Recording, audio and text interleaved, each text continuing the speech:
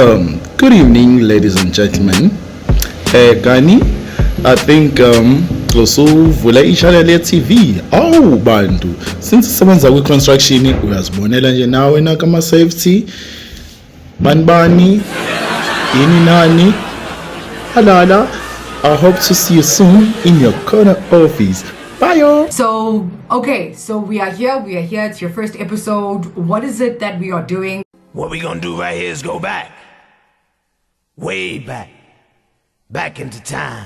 So you are leaving your house now. You're deciding, you know what, Gani, I want to start this thing. I want to tender. How do I start?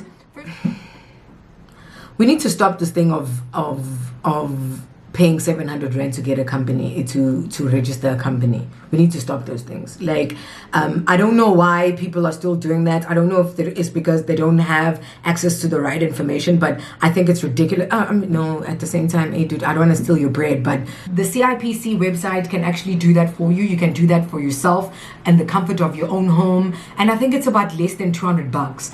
So you can basically just go on the CIPC website and register your company. I think the first thing that you need to do is probably reserve your name, and then they'll take you through the process. But it's basically you get everything on there. You can do your BE there, you can do your tax clearance there, because obviously you're a new company.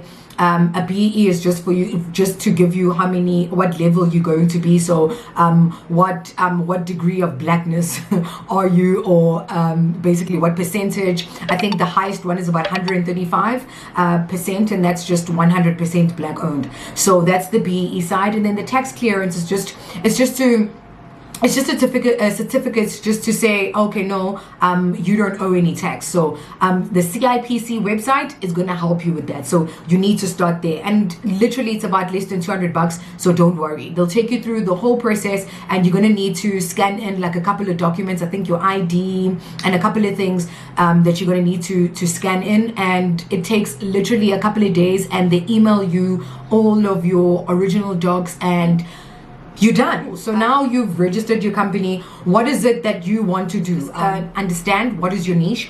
What are you going into? I always advise that don't go into things that you don't really know or you are not well versed in. So decide what you want to do and start entering and start going into it. So now your company is registered. You've got your BE. You've got your tax clearance.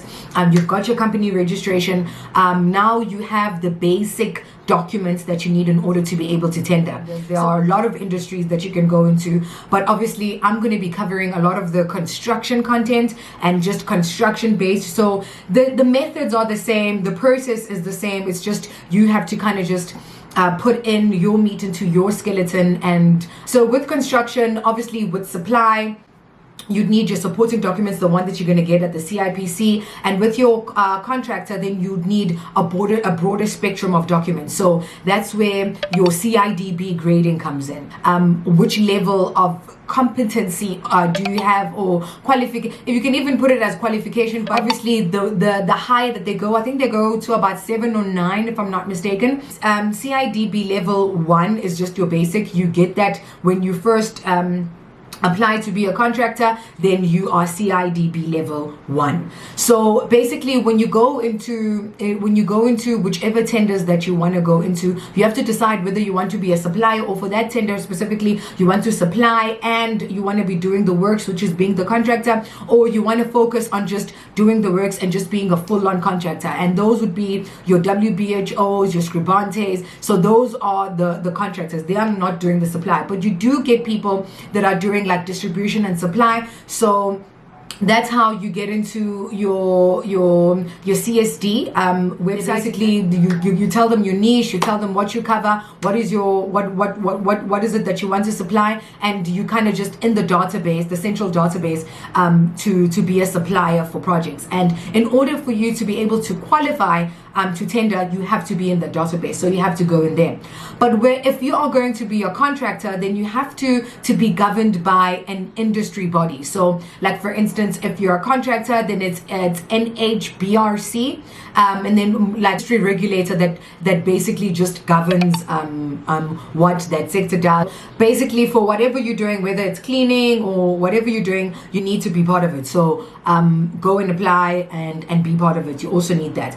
So also depends which tender that you're going to go into as well. So some of them just require your basic, which would be your BE, your tax, your declaration of interest, which is normally you normally get it on the tender. You have to sign it just to say that I'm interested in supplying, or I'm interested in tendering for this bid. So you need it would be just those 4 basic documents: your tender, your declaration of interest, your BE, your tax, and your company registration. But also, it also depends on your done. But it also depends on the type of tender that you're going into. Some of them may want more documents, which would be your certified copies of your directors, in conjunction with the basic ones that we've already the basic ones that we've already covered: your financials, your proof of being an industry regulator, your proof of attending your briefing session, and your industry specific info. So it varies from tender to tender, and obviously they always give you what you need for their tender, so you always have information on what they need for that specific tender. Once the entity decides, okay, cool, they want to, the people are applying for the bid, you already bought your tender documents or whatever, there's always a briefing session. Some of them are compulsory, but I always advise go to all of them, especially when you're still new. Go to all of them and figure it out. Also, it also gives you a sense of who else is bidding for the project, and when you're a beginner, you want to be part of that process, like you want to be part of you seeing like your industry colleagues, you engage with people, you engage with most of the suppliers are there as well, so you engage, you understand like the environment that you're in, and you kind of just you gauge and you understand. So the second part is now that we have now you know which documents that you're going to need, which is specific to your industry. You've already opened up your company. You've got your basic docs and the docs that you need for whichever industry that you're in.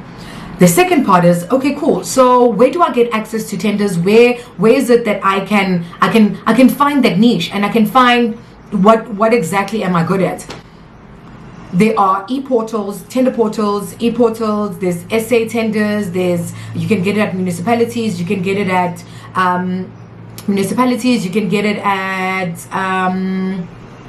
newspapers. So there's a lot. But what I always advise is, okay, cool. In the beginning, know your e-portals, know your municipalities, know your newspapers, know where to get it. But once you start getting into the hang of it, and you start getting a couple of tenders, and you want to have like a good management system, you want to get the leads like in the beginning, or you want to get the leads first, but also you don't want to be going this place and this place and this place to find something.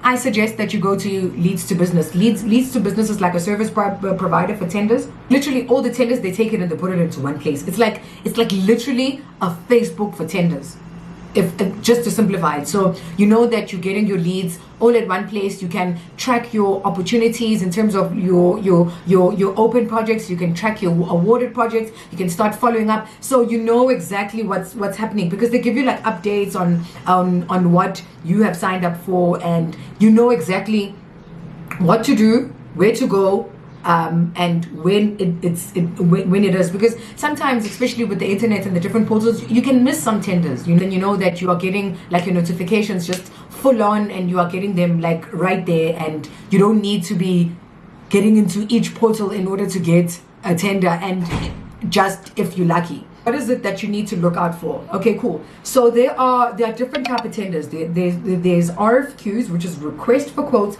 and then there are tenders. So RFQs are normally between a certain threshold. So each municipality or provincial government or entity have like a threshold, like until a certain amount that it can be an RFQ. So some of them would be like 200K, and some of them would be less or more. This difference is request to quote, and RFQs and tender bids. Tender bids are the bigger ones. RFQs are the smaller ones that just need to be out and getting people to respond in time, instead of opening up a whole bid and getting like 1,000 people trying to bid for like 30,000 rand, so that's how it basically works. So I think now we are done. I've taken you through just the 3 simple steps on just the first part on getting your stuff done, and then my next episode, we're just going to be covering 5 strategic things that I think you need to do in order for you to put yourself in a better position to get awarded. So that's what we're going to be covering in the next episode. Thank you for coming through. Don't forget to like, don't forget to subscribe. I'd really love that. And don't forget to comment. This is an engagement platform. I'd really like you to get to a space where, we are just, we are engaging. If you need me to break down something a little bit more, or you want me to cover something that I haven't covered, I'm more than open to do that. Thank you for coming through to our first episode. I hope you like it here. I hope that we are a family here.